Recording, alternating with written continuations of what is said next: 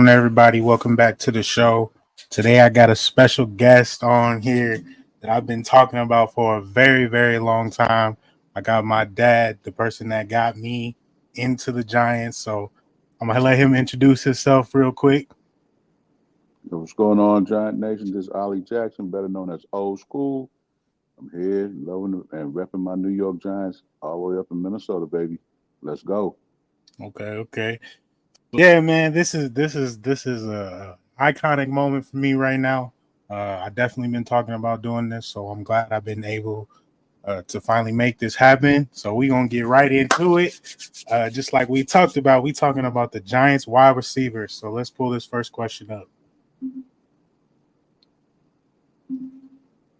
How good can the Giants wide receivers be? That all depends on Daniel.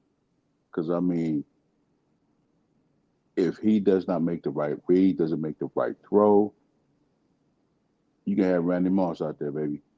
It ain't going to work.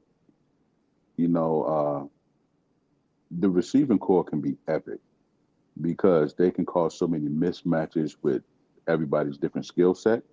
And I mean, just got to take advantage of what we have out there. You know Okay. what I mean? So yeah, I mean, I definitely agree. I mean, I feel like our wide receivers can really bring us to the next level. I feel like we have a ton of speed that a lot of teams are not ready for. Right, right. I feel like we have a lot of people that we put the ball in their hands real quickly. If you miss a tackle, it's They a wrap. gone. They It's a gone. wrap. They to the house. And I mean, and the crazy thing is, before we just had a receiver by committee. Now we do have an alpha dog, and that's going to make another alpha dog. Watch what I tell you. And little number 17. Watch what I tell you. Them Yeah, two are going to feast. And we haven't even touched on the tight end group yet. That's going yeah, to benefit from Malik Neighbors being out there. Because, yeah, he a rookie, but he's a different kind of rookie. And I already see the swag he got, and it's infectious that's going on through the whole receiver room. This is going to be love.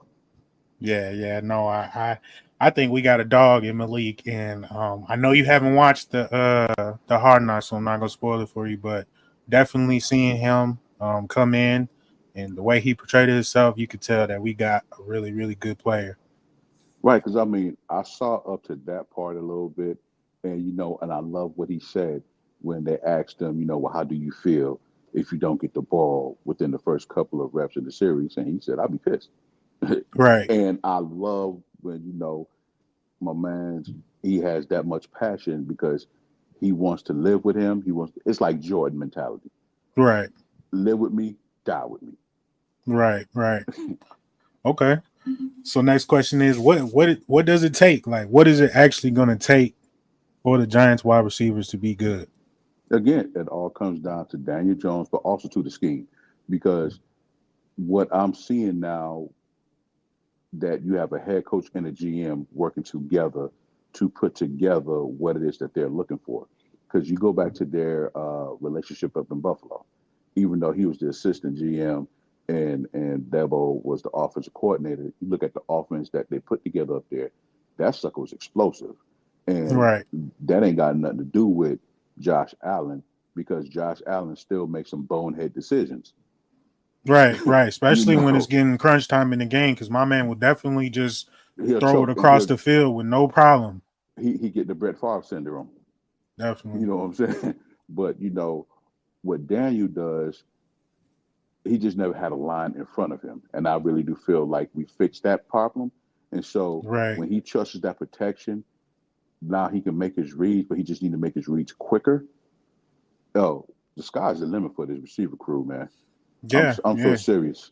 yeah. It's I mean, you're right. I mean, you're absolutely right. Like it's really just the sky is the limit because just the everything that they can do and just how much speed they have to just run away from people can be dynamic.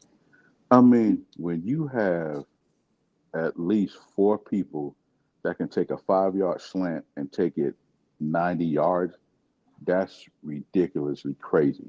And then you have two receivers and Allen and Hodgins that can make contested catches, and if you miss,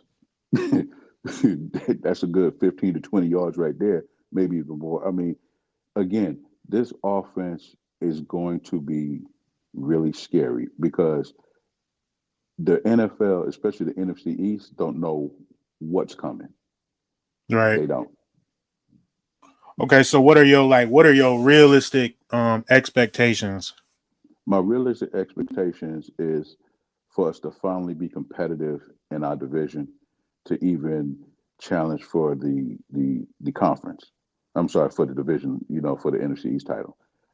Because you win your division, you're in the playoffs. So that's what I'm looking for us to do. And how I see us doing this, what folks are not looking at, the Washington Commanders, Dallas Cowboys, and Philly. Philly got they lost their starting center who made all the calls. So you're gonna see the real Jalen Hurts now, and they got different offensive and defensive coordinators again. And then you have Washington, who has a new head coach, kept the same offensive coordinator, but got our offensive line coach. Thank you. You know what I'm saying? And a whole new defense. And then Dallas is Dallas, plain and simple, with a whole new defensive scheme. So we kept our offense intact. We kept 95% of our defense coaching staff intact. Only thing we changed was the coordinator, the DC, and maybe one or two DC coaches. But that's it. But the core is here. So nothing changed. So with that being said, we should be very successful. Yeah, and I think just piggybacking off of that, I just think that's a good thing for Daniel because we know that he's had so much Consistency. change. You Consistency. right. He's had so much change with the coordinators that this is his third year in the same season, or in the same system, in the same scheme. This is his Right. third season, Because I so mean, you think hopefully we about can it. grow from that. You think about it, his rookie year. And I was a fan of the coach because he was going to let him throw. You got to, in order for you to learn, you got to make mistakes. You can't be perfect. But then you Right, went from that to super conservative. Not having any options on right, calling different routes. right. I mean, but now he has a competent coach, a competent GM, and I really do feel that he is going to take that next step forward and not going to look back. Yeah. You know, I feel he's an athletic Eli. And that's how I feel too. I just feel like we just have something really special in him, and it's just like it took so long to put the right formula around him so he could be Successful. successful, and now it's like it's running out of time. And I just feel like if we lose Daniel Jones and he goes to the right team, bro He can gonna be ball out. dangerous. Yeah, and that's why I'm saying, with this coaching staff, finally, with the offensive pieces around them, finally. Mm-hmm. Uh, as much as I love Saquon, and I'm a big fan of Saquon, but he went to the wrong team. Yeah, He bro, you he could have he, went anywhere, bro. You could have went anywhere, and but you and went to the again Eagles. and again, and the way he did it though was some coward stuff, but that's whatever. But by him being gone, and in a sense, you have a running back by committee room right now. Mm-hmm. It's good to have that kind of problem because now you really get to see who your quarterback really is too.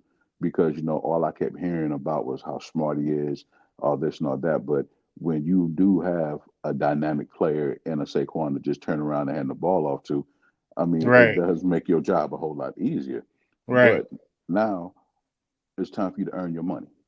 So right. you go And I ahead mean, and be that guy, be the face, and then let everybody else eat off of you. Let's go. yeah. And I just, talking about just the talent that he's had, we thought we had some with Kenny Galladay.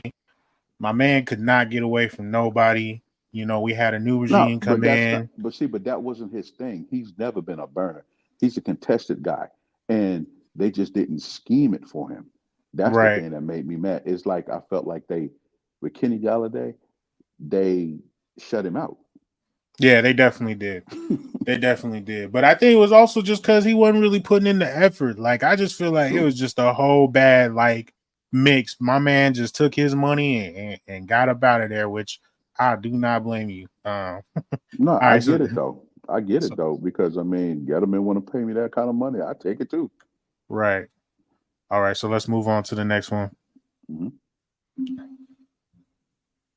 So I want to take some time to talk about each wide receiver on our team, just the four: Wandell, Leak, um, Hyatt, and then Slayton. So just give some time. I want to hear who you think is going to be our leading wide receiver, and then go in order from there. Well, for the past couple of years, it's been Slayton, and I don't see why that would break now. Because if you think about it, he's going to be the one that get the one on ones. To be honest with you, it'll be between him and Wandell because Wandell is like the safety valve, if you know what I mean. He gonna work that middle, and he gonna work that middle good. And if, like I said, the person they there to get him, that's to the house or the next 30 or 40 yards. You know what I mean? You think about so what you think about Leak? How do you think he's going to come in and change our offense? Because I feel like with him being the number one pick, that they're going to kind of force feed him a little bit. No.